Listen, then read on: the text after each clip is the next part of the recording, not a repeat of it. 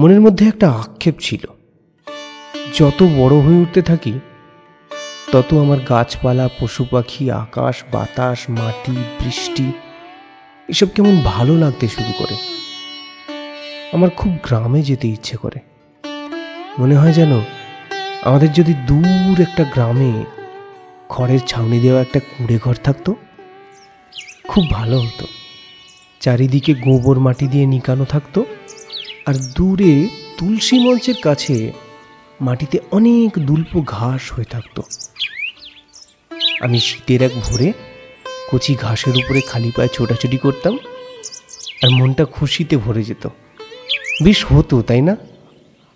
সন্ধ্যাবেলায় কাকিমা আরেকবার এসেছিল আমাদের বাড়ি। এসে বলে গেল আমার বাবা মায়ের সাথে নাকি কথা হয়েছে, বাপি রাজি। মা একটু কেমন করছে বটে, কিন্তু নিমরাজি নয়।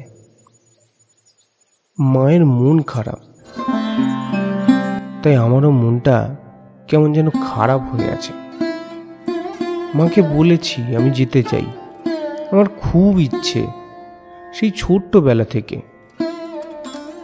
রাতের খাওয়া দাওয়ার পরে শুয়ে শুয়ে এসব আকাশ পাতাল ভাবছিলাম, আর কখন ঘুমিয়ে পড়েছিলাম বুঝতেই পারিনি। স্বপ্নে দেখলাম ছাদের ওই গাছটায় ফুলে যেন আরো ভরে উঠেছে।